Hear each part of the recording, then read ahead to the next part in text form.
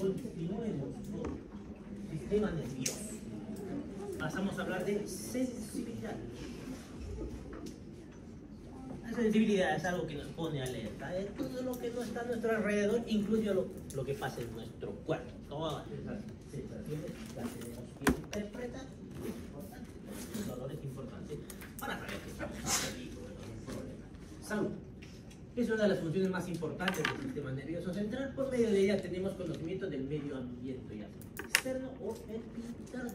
Al interno le llamamos sensibilidad interoceptiva. Los estímulos, cuando impresionan un órgano receptor, dan origen a sensaciones, por medio de las cuales vamos a conocer todo lo que está a nuestro alrededor. Tipos de sensibilidad, tenemos 3 tipos de sensibilidad. Es la que nos pone en alerta de todo lo que está por fuera de nosotros, que es la sensibilidad superficial consciente o sensibilidad exteroceptiva, el calor, el dolor, etcétera, etcétera.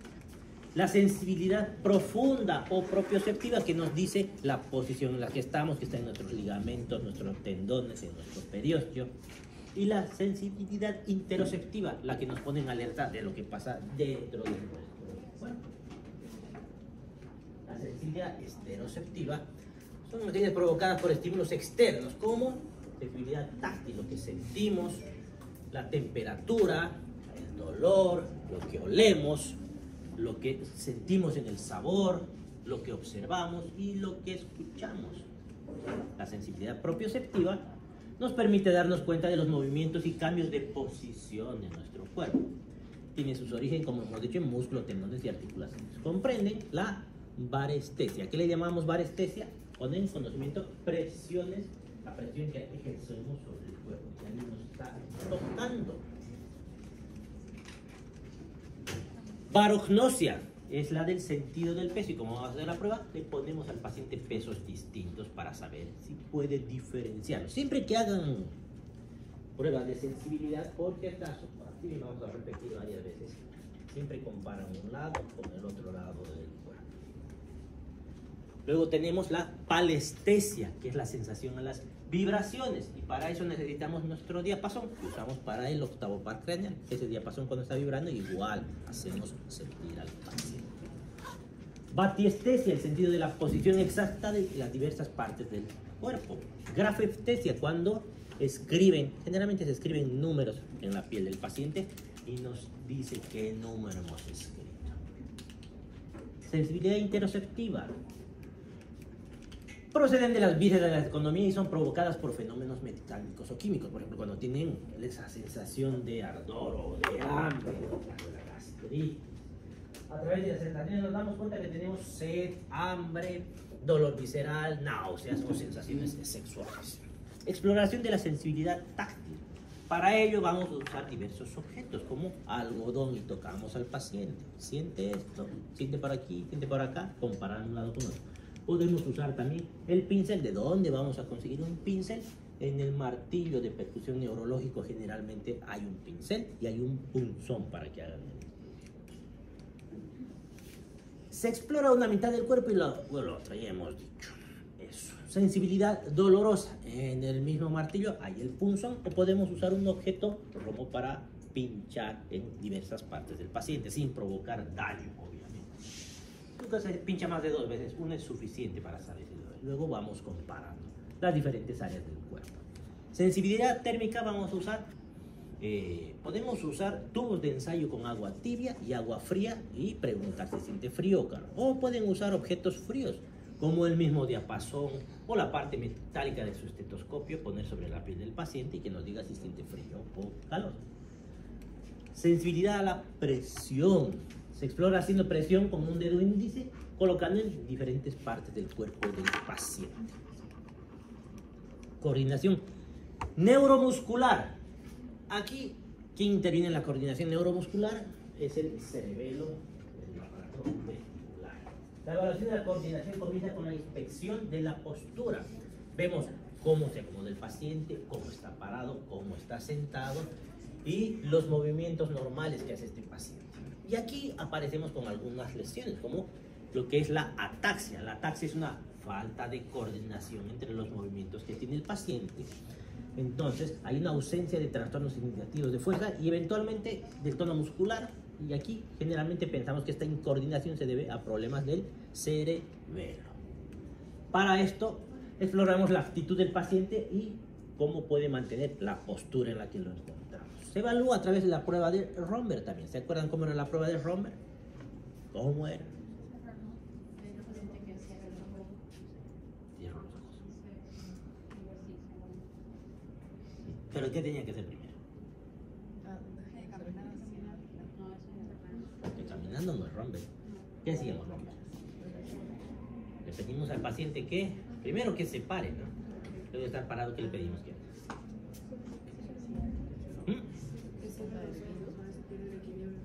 No. Algo más antes de eso, que esté parado con los pies juntos. Ya, recto. Y ahí sí le pedimos. ¿Qué va a pasar cuando es positiva? Y ya. Cuando es negativa, cuando mantiene el equilibrio. Romberg positivo nos menciona que hay una ataxia cerebelosa. Una disfunción vestibular también puede provocar un Romberg positivo. O pérdida sensorial. No está sintiendo lo que está a su alrededor. Equilibrio. Apoyamos al paciente en un pie, que se pare con un solo pie. Luego que cierre los ojos, con los brazos pegados y rectos.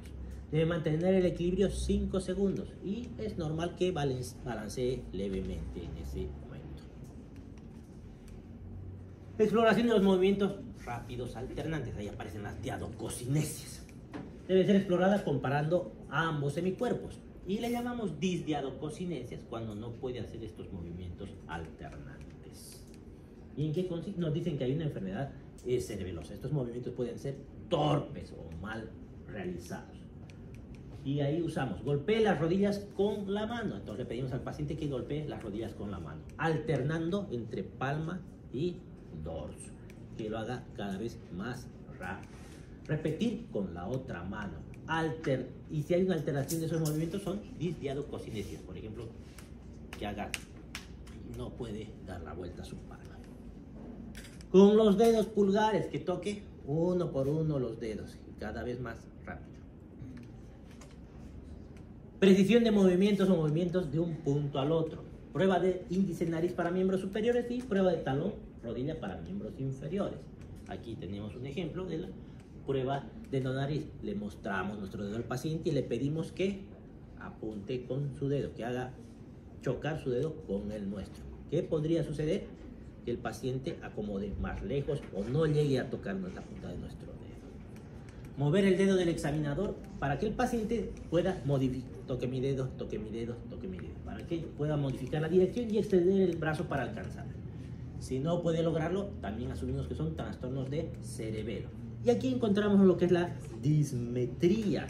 Movimientos que al inicio rebasan la marca, pero al final alcanzan bien el lugar. Por ejemplo, que toque el dedo, rebasa, pero luego reacomoda y logra llegar al punto que se le ha solicitado.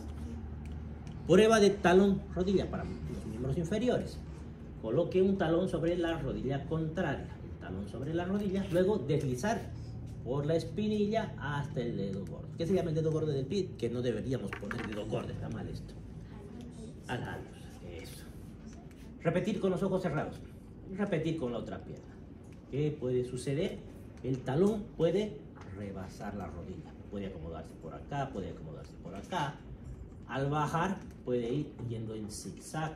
Cuando se pierde el sentido de posición, el talón se eleva demasiado o el paciente intenta mirar para realizar esta maniobra. Con los ojos cerrados, el desempeño de esta prueba va a empeorar. Maniobra de Fournier. En la maniobra de Fournier lo que evaluamos en realidad es la marcha del paciente. Y la marcha en todo su sentido. Desde que el paciente está echado, le pedimos que se siente. De estar sentado, se para. Luego tiene que caminar en línea recta hacia adelante y hacia atrás. Primero con los ojos abiertos, luego con los ojos cerrados. Luego le pedimos que se detenga. Luego que se dé la vuelta y seguir en sentido contrario. Luego hacer lo mismo pero a marcha rápida o trotando. Le pedimos también que suba y baje escaleras. Durante esta marcha también tenemos que ver los movimientos, el patrón de la marcha y el braceo de la marcha. Consideramos que hay ataxia cuando hay una marcha incoordinada, movimientos acinéricos, lo mismo que pasa cuando consumen bebidas alcohólicas. La ataxia puede ser secundaria a enfermedades del cerebelo, a pérdida de la sensibilidad de la posición o, como hemos dicho, intoxicación por algunas sustancias como el alcohol. Praxia. Praxia es realizar movimientos previamente aprendidos, como hacer la pantomímica de planchar, de peinarse. Entonces, realización adecuada de un movimiento voluntario. Cierra los ojos, cerrar los puños, hacer gestos de expresión, de risa, de tristeza. Pantomima, ¿qué será pantomima? Que haga la pantomima de peinarse, atrapar un insecto volador, planchar. ¿Qué es pantomima? Fingir que está haciendo eso. No van a traer una plancha, ¿no? Que haga esos movimientos. Pero por lógica el paciente tiene que conocer estos movimientos. Y le llamamos apraxia, la dificultad o incapacidad para llevar a cabo movimientos que el paciente se supone que ya sabía hacer, a pesar de tener la capacidad física. No hay fracturas, no hay luxaciones, no hay lesiones anatómicas, pero sí neurológicas. Hay una disociación entre la idea y la ejecución motora. El paciente intenta hacer el movimiento, pero no puede ejecutar. Gnosia, capacidad que tiene el individuo de reconocer o identificar objetos, personas, lugares y símbolos por medio de los sentidos específicos. Trastornos, ahí tenemos la agnosia, pérdida total de la capacidad de reconocer objetos, personas, sonidos, etcétera, a partir de estímulos sensoriales, como consecuencia de una lesión orgánica cerebral. Por ejemplo, aquí, si es visual, no tendría que tener una lesión. No estamos evaluando un paciente si ve o no. Lo que estamos evaluando es si reconoce lo que está viendo. Tipos de agnosia: la agnosia visual, somestésica y la auditiva. Agnosia visual: incapacidad total o parcial de reconocer objetos o imágenes familiares mediante la visión. Es causada por lesiones del área occipitoparietal del cerebro y no se puede atribuir a lesión oftalmológica o visual. Insisto, el paciente tiene que tener indemne la retina, el nervio óptico, el quiasma, etc. El problema es exclusivamente neurológico. Formas de agnosia visual: agnosia para los objetos inanimados y las imágenes. El enfermo no puede reconocer visualmente los objetos más simples, en especial imágenes, aunque, por ejemplo, una moneda. ¿Qué es esto? Le mostramos, no sabe, no puede reconocer una moneda. Pero si se la ponemos en la mano, al sentir la moneda nos dice, esto es una moneda. Agnosia para los colores. El paciente no identifica los colores que se le presentan, y eso ya hemos visto antes, se llama acromatoagnosia. Prosopagnosia es la agnosia de las fisonomías. No reconocen a las personas, a pesar de que antes de la lesión las conocían. Confunden a sus familiares. Agnosia espacial. La agnosia espacial unilateral es producida por una lesión del hemisferio cerebral que reflejará que el paciente ignora el campo visual contralateral. Está viendo la imagen, pero no logra reconocer. Agnosia somestésica se refiere a la incapacidad de reconocer la sensibilidad general, táctil o presión, o finalmente dolorosa. Formas de agnosia somestésica. Asteroagnosia es la dificultad para el reconocimiento táctil de los objetos. Es lo contrario, la moneda del paciente la va a reconocer, pero cuando se la pongan en la mano no la va a reconocer. Una moneda, un dado, llaves. Hemisomatoagnosia es la incapacidad que tiene el paciente para reconocer como suyo el lado hemipléjico. Eso van a ver en las historias clínicas cuando hacen a sus pacientes, si es que no lo han visto. El paciente está pléjico y no sabe en qué posición está su pie, su mano. Anosognosia es la negación delirante de la enfermedad física. El paciente no acepta que está enfermo. Autotopagnosia es la incapacidad para reconocer o localizar diversas partes del cuerpo. Agnosia auditiva: el paciente pierde la capacidad de reconocer sonidos que previamente los conocía. Aquí tenemos agnosia de ruidos. El paciente no identifica el tipo de ruido, si es un motor de un auto o de un avión. Agnosia de la música: le hacemos escuchar música y el paciente no reconoce si es ruido o si es música. Bueno, algunas canciones tampoco lo reconoce. Exploración: para su exploración que sea adecuada es necesario que se cumplan algunos requisitos. El paciente tiene que estar consciente tiene que tener indemne el sentido sensorial, ausencia de trastornos del lenguaje, tiene que poder comunicarse con el médico, ausencia de trastornos de memoria, ausencia de trastornos paralíticos en el sector explorado, condiciones ambientales adecuadas, explicación de todo lo que vamos a hacer y que tenga disponibilidad y habilidad del explorado. No sea táctil, el paciente está cómodo con los ojos cerrados, le proporcionamos objetos conocidos y simples y nos tiene que decir la forma del objeto, la temperatura y la textura del objeto. Cosas simples como llaves, monedas. No sea auditiva, en un ambiente cómodo con los ojos cubiertos se emiten sonidos característicos y conocidos tanto por el explorador como con el explorado, como hacer sonar unas llaves, unas campanillas o hacerle escuchar música. No sea visual, se le pide al paciente que identifique objetos mostrados, qué color son, si son letras, lógicamente si el paciente sabe leer y escribir, del lado derecho o izquierdo de su cuerpo. Somatognosia, se le pide al paciente que identifique diferentes partes de su cuerpo y ubicación, si es derecho o izquierdo el lugar que le estamos preguntando. Gnosia olfativa, con los ojos cerrados le hacemos oler cosas particulares como comida, lociones, alcohol y nos tiene que decir y reconocer. Gnosia gustativa, lo mismo, con los ojos cerrados le hacemos sentir algunos sabores, no tiene que decir si es dulce, amargo o salado. El lenguaje. Para el lenguaje tenemos dos centros, el área de Broca y de Wernicke. El área de Wernicke está en la parte posterior de la primera circunvalación temporal y se considera el área receptiva, es lo que entiende el paciente. Y el área expresiva o de Broca está en la parte posterior de la tercera circunvolución frontal, que generalmente se ven lesionados cuando hay un accidente cerebrovascular en el territorio de la cerebral media. Y estos se comunican entre sí a través del fascículo arcuato. A ver, ¿dónde se encuentra? ¿En el lado izquierdo o derecho? Va a depender si el paciente es diestro o zurdo. Por ejemplo, la mayoría son diestros, donde tienen su área de Broca y de Wernicke en el lado izquierdo. Y eso lo vamos a ver también. Entonces, si yo tengo un accidente cerebrovascular izquierdo, ¿qué me va a pasar? Voy a tener fácil, no voy a poder hablar. ¿Y qué parte del cuerpo no voy a poder mover? A no ser que sea zurdo. Ahí voy a tener el mismo problema motor, pero sí voy a poder reconocer el lenguaje.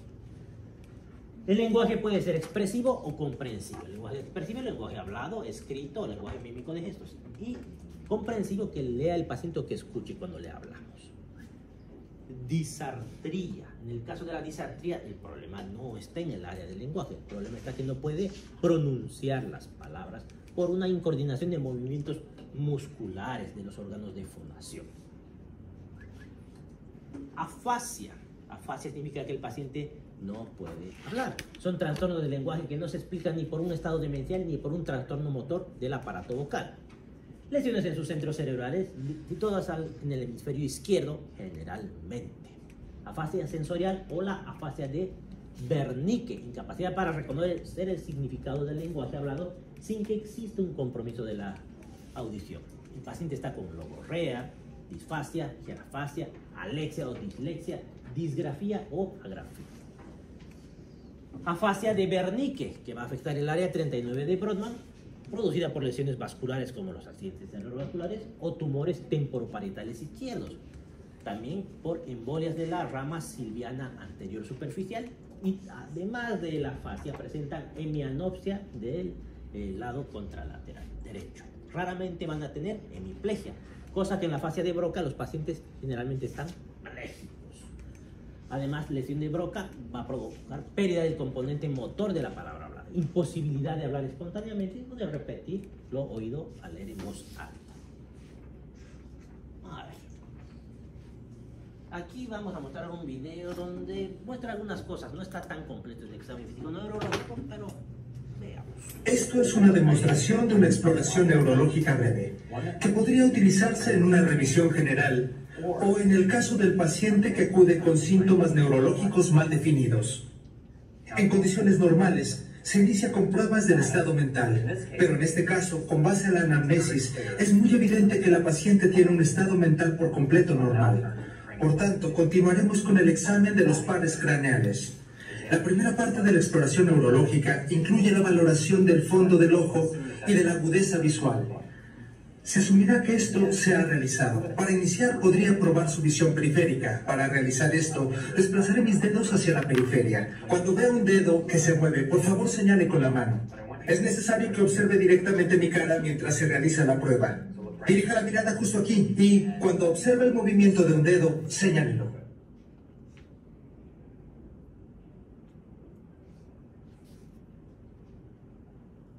Bien.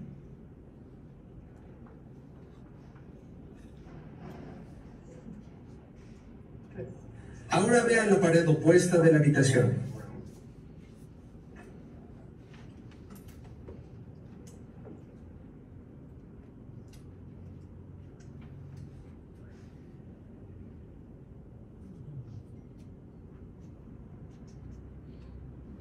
Bien. Ahora revisaré el movimiento de los ojos. Por favor, observe el movimiento de mis dedos. Mantenga fija la cabeza. Solo siga el movimiento de mis dedos.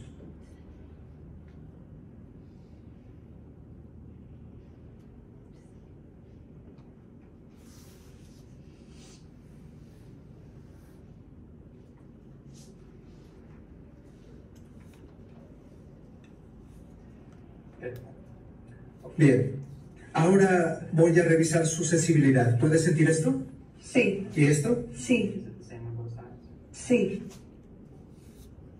¿Siente lo mismo en ambos lados? Sí. ¿Es igual en ambos lados? ¿Cómo se siente esto? Frío. Frío. ¿Es igual en ambos lados? Sí.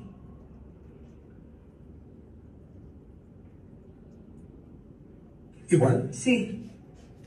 De acuerdo. Ahora, por favor, eleve sus cejas. Cierre sus ojos tan fuerte como le sea posible. Bien. Muéstreme los dientes.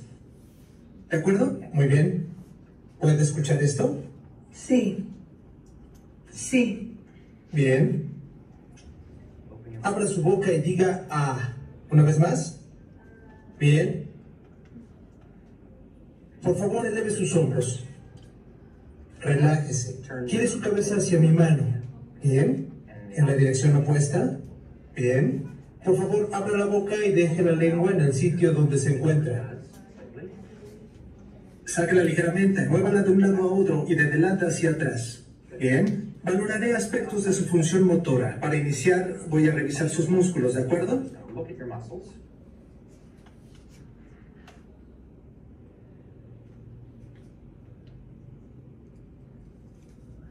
Bien.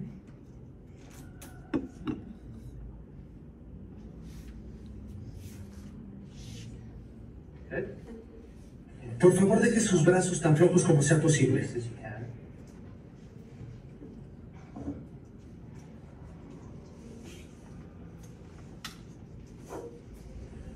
Y ahora, con las piernas.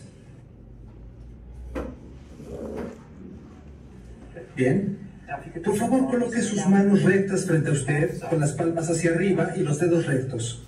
Manténgalos en esta forma. Cierre sus ojos y continúe así durante cerca de 10 segundos.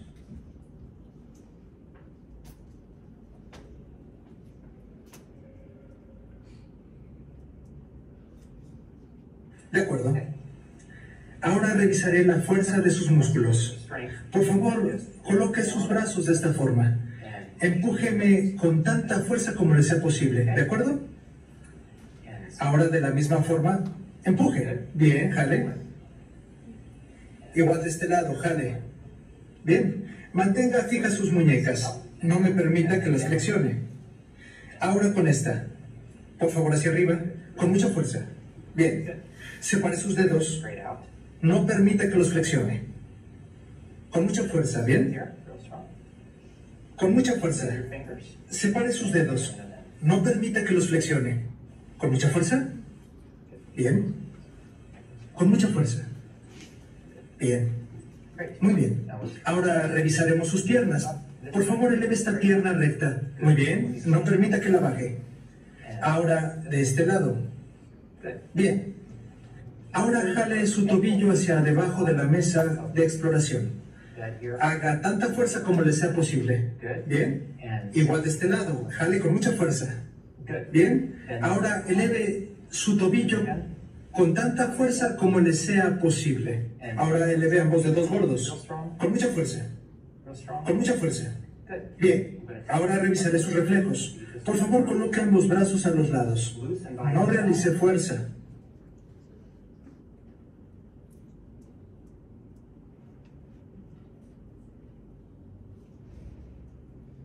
Solo deje caer sus brazos. Muy bien.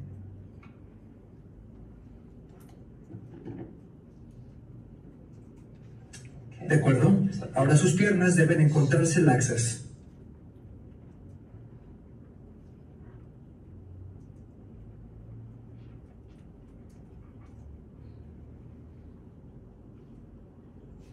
Y revisaré sus tobillos.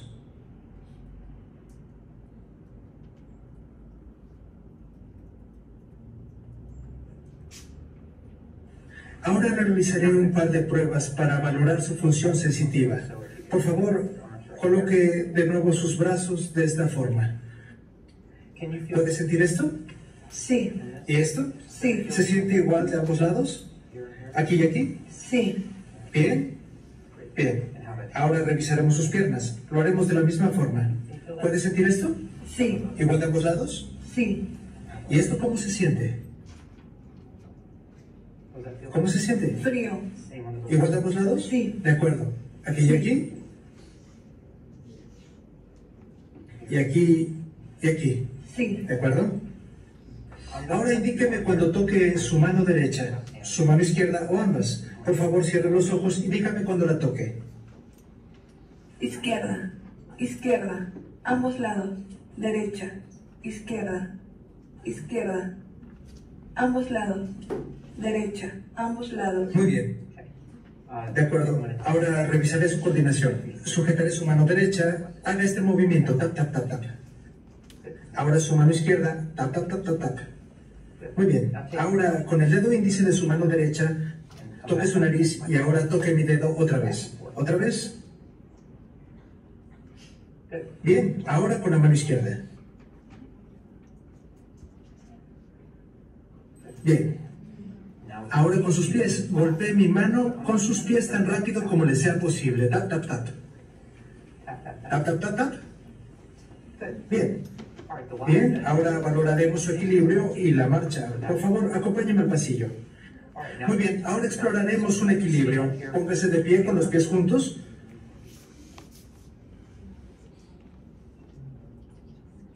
Bien, ahora cierre los ojos y permanezca de pie. No permitirá que se caiga. Muy bien, ahora camine sobre el pasillo como si estuviera caminando por la acera. Gire, camine sobre sus tobillos. Muy bien, ahora gire, camine sobre la punta de sus pies. De nuevo gire y camine punta talón, como si caminara sobre la cuerda floja. Muy bien, con esto concluye la exploración neurológica. Regresemos al consultorio.